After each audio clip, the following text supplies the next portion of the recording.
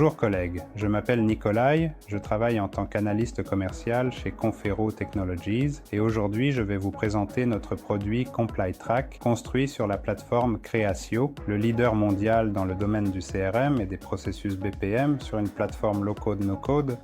Notre produit est conçu pour aider et optimiser le stockage des données clients, assurer tous les processus de conformité, évaluer le niveau de risque, vérifier les listes de sanctions et contrôler tous les processus internes de la vie du client.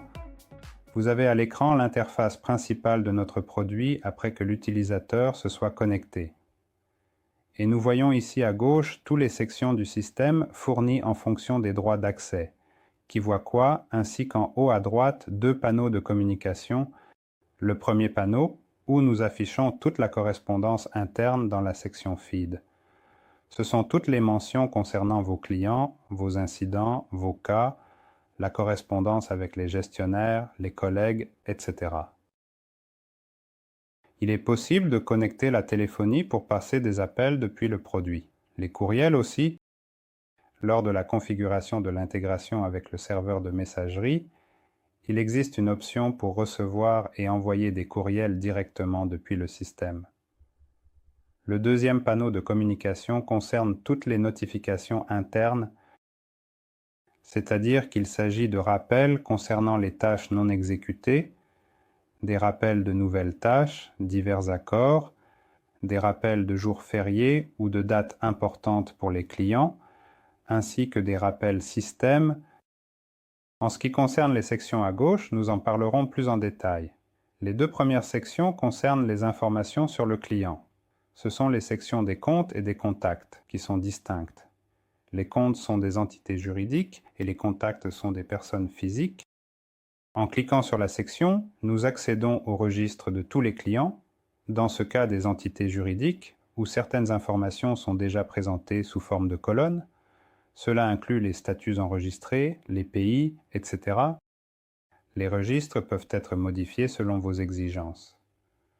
Toute information présente dans la fiche client peut être affichée.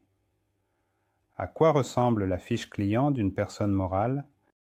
À gauche, nous avons les informations principales, tous ces détails d'enregistrement, numéro d'enregistrement, pays, date, divers numéros d'identification externes et internes qui permettent de relier cette personne à d'autres systèmes. Et le groupe propriétaire, c'est-à-dire les gestionnaires qui s'occupent du client, soit c'est une personne spécifique, soit c'est tout un département auquel nous pouvons attribuer des droits d'accès à ce client. Dans la section de droite, nous avons les autres onglets avec diverses informations supplémentaires.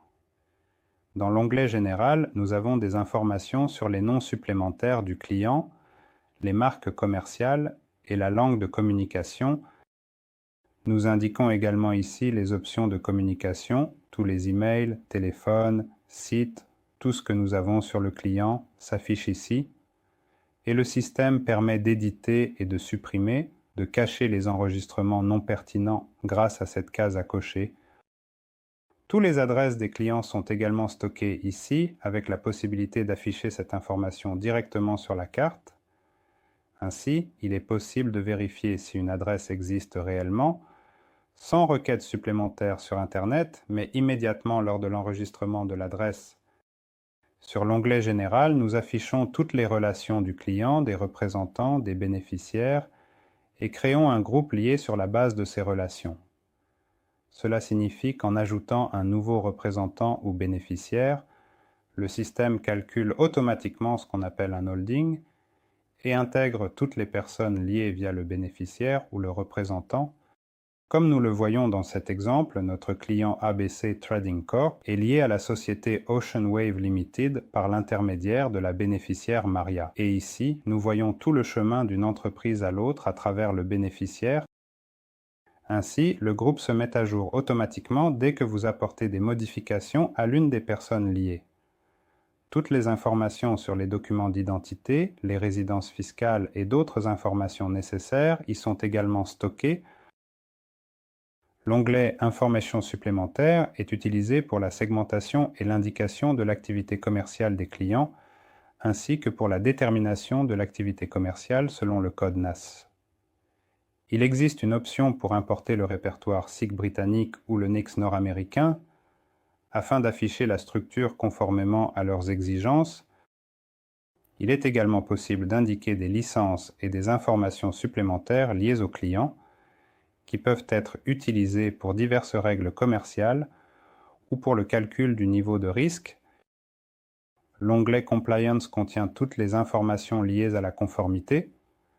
Cela inclut le niveau de risque du client, son statut PEP, ainsi que divers facteurs de risque manuels supplémentaires qui ont été notés par les spécialistes dans le cadre des vérifications, des pays supplémentaires qui ne figurent pas dans les informations principales, mais qui peuvent être pris en compte lors du calcul du niveau de risque ou d'autres règles. Informations sur les partenaires, les restrictions, les produits, ainsi que la liste complète de ces questionnaires actuels.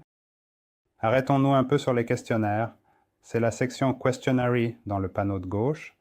Ici, toutes les informations que le client nous a fournies à un moment donné sont stockées, que ce soit par le biais d'un formulaire papier saisi par un spécialiste ou par intégration électronique. Ici, nous voyons les champs principaux, tous ceux qui étaient selon le questionnaire. Il peut y en avoir beaucoup. Le questionnaire lui-même est comme un constructeur, il est personnalisé en fonction des besoins du client. Le questionnaire peut avoir des applications et dans ce cas, il sera lié par le Parent Questionary. Nous pourrons voir à quel formulaire cette application se rapporte. De plus, les formulaires prennent en charge la version. Si dans 1 an, 2 ans ou à un autre moment, vous souhaitez modifier le formulaire, ajouter de nouveaux champs ou supprimer des anciens, il vous suffit de créer une nouvelle version. L'ancienne version reste inchangée dans l'historique, tandis que tous les nouveaux formulaires sont déjà dans la nouvelle version.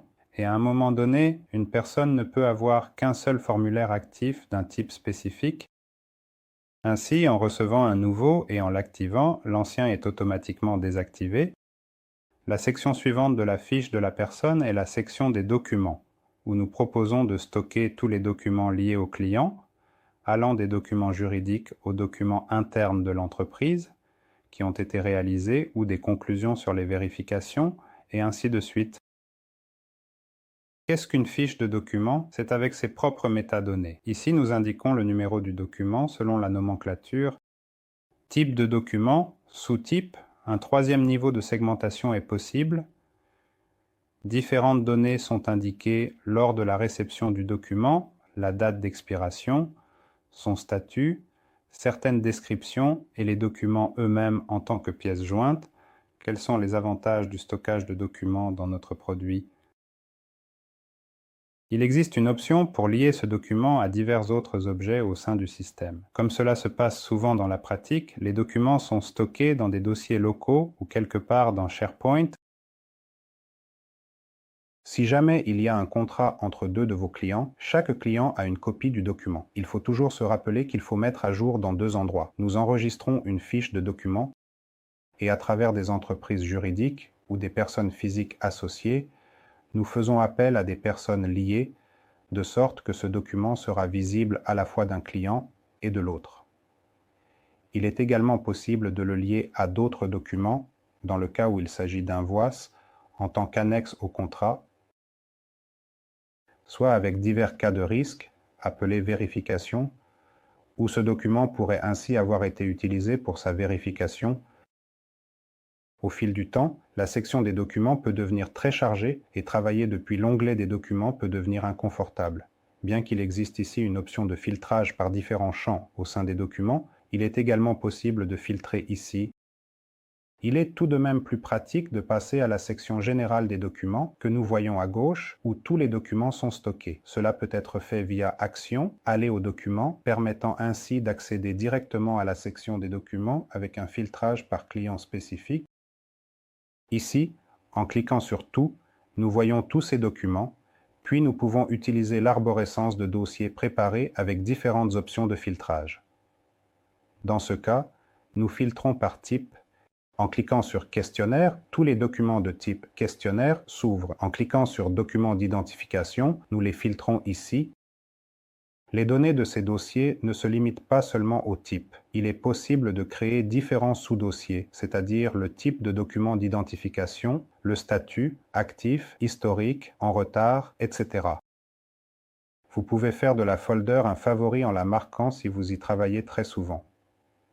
Ainsi, à l'avenir, vous n'aurez plus besoin d'ouvrir tous les dossiers. Vous pouvez simplement aller directement ici. En revenant à la section de la fiche de la personne, la section suivante est celle des cas de risque. Je parlerai des cas de risque et des incidents un peu plus tard, mais ils sont également tous stockés ici, sous les clients, c'est-à-dire que nous pouvons voir tout le cycle de vie du client, en commençant par son onboarding et tout ce qui s'est passé à son sujet, demande, check, transaction monitoring, etc. Dans les paramètres financiers, il y a une option pour stocker des informations agrégées, obtenues soit par intégration d'autres sources. Cela peut être un core system, cela peut être un DWH ou toute autre intégration. Le produit lui-même n'agrège pas les données, mais il existe une option pour saisir manuellement tous les types nécessaires, les utiliser pour des calculs de scoring ou d'autres règles commerciales. Dans l'onglet d'audit, toutes les actions de l'utilisateur peuvent être auditées, qui a fait quoi, quand, quels champs ont été modifiés, les anciennes valeurs, les nouvelles valeurs, c'est-à-dire qu'il y a également une option de journalisation de tous les changements. Passons aux sections des incidents et des cas de risque. Étant donné que ComplyTrack est avant tout un système de conformité, il existe ici une option pour créer des incidents, une sorte d'alerte pour tout événement, que ce soit manuellement via le bouton « Nouveau », soit en faisant une demande à une boîte mail électronique spéciale, soit dans le cadre de certains processus commerciaux. Par exemple, une vérification des sanctions a eu lieu, nous avons identifié une personne, créé un incident, le risque du client a augmenté, nous l'avons identifié et créé un incident. Un incident se présente comme suit. C'est un petit objet où est principalement stockée l'information de base, quand cela s'est produit et ce qui s'est exactement passé, et le spécialiste responsable prend simplement la décision de fermer l'incident, ou via les actions, ouvrir déjà, créer un cas de risque, entamant ainsi une analyse plus approfondie du processus. À son tour, la section des cas de risque conserve tous les cas de risque disponibles et cela constitue déjà un processus plus vaste avec son propre ordre d'action, ses départements impliqués, la possibilité de lier des sous-processus, la vérification des personnes sur des listes, par exemple, le calcul du scoring de risque à l'une des étapes, et ainsi de suite. Ici, nous contrôlons déjà le temps total d'exécution de tout le processus. D'une étape spécifique, nous pouvons envoyer des notifications et nous avons ici une liste de contrôles distincte sur ce qu'il faut faire. Les options de la liste de contrôles peuvent être différentes. Cela peut être simplement une question avec une réponse oui/non. Cela peut être un champ de texte, des valeurs prédéfinies, etc. Nous pouvons appliquer toutes sortes de validations à ces listes de contrôle. Par exemple, nous ne pouvons pas terminer un risque case si nous n'avons pas rempli toute la checklist, ou nous ne pouvons pas terminer un risque case si la valeur d'une certaine checklist est égale, par exemple, à une valeur spécifique. Alors nous devons absolument escalader davantage. Ces validations sont personnalisées d'un client à l'autre et tout dépend des exigences des documents réglementaires. Ici, nous pouvons également voir les documents associés, qui sont également liés aux documents dans la section générale. Ensuite, concernant la méthodologie de scoring, le produit permet de créer ses propres modèles de scoring de deux types, en prenant la règle la plus efficace ou en additionnant toutes les règles ensemble. Ouvrons par exemple le modèle de risque géographique. Pour un objet de personne physique, nous créons différentes règles. Étant donné que le système est low-code no-code, ces règles apparaissent comme des filtres ordinaires dans le cadre du système. Nous vérifions certaines valeurs, certains pays, et si ces valeurs et ce filtre fonctionnent et nous donnent un client, alors nous attribuons 150 points Ainsi, en créant ces règles, nous les regroupons dans certains modèles de scoring, qui peuvent être nombreux. Cela peut être le niveau de risque initial, le niveau de risque régulier, le niveau de risque du produit, qui sera calculé chaque jour ou à une autre période de temps nécessaire pour le client, et calculera la prochaine carte où nous montrerons quel client, quel type de risque, quand et quel résultat, et pourquoi ce résultat est tel qu'il est. Dans ce cas, nous avons pris en compte la géographie, le point maximal et le type de client, qui est une personne physique. Une autre partie importante du produit est la vérification des personnes sur les listes de sanctions. Dans la section Liste de sanctions, nous chargeons automatiquement, prêt à l'emploi, 4 listes gratuites. Il s'agit de la liste OFAC, de la liste européenne, de la liste des Nations Unies et du Royaume-Uni, mais il est également possible de charger les listes Dow Jones, LexisNexis et Acuity. Dans cette liste, il y a une option pour vérifier une personne, pour ainsi dire, à la volée sur demande, via Action Vérifier la personne. Nous pouvons saisir un nom, puis cliquer sur Rechercher. Et si un tel nom figure dans la liste, le système nous fournira un résultat. Qui, dans quelle liste, quand il a été inclus, à quel point la correspondance est précise et comment nous avons obtenu cette correspondance. Cependant, cette vérification fonctionne exclusivement manuellement, donc, pour faciliter la vie des utilisateurs, nous avons également mis en place une vérification régulière dans la section « Vérification régulière », incluant les personnes dans la liste, où nous montrons le journal des vérifications. Chaque jour, vérifiant sur les listes, nous indiquons quelle liste la vérification a été effectuée et quel a été le résultat. Et si quelque chose est trouvé, le système crée automatiquement un incident dans la section des incidents. Enfin, mais non des moindres, la fonctionnalité du système est les tableaux de bord dans le cadre de Créatio. Étant donné qu'il s'agit d'un système low-code, no-code, il est très simple et rapide de créer n'importe quel rapport opérationnel à partir des données que nous avons dans le système. Et la beauté de ces tableaux de bord, c'est qu'ils sont interactifs. En ouvrant l'un des graphiques, nous pouvons cliquer sur « Afficher les données »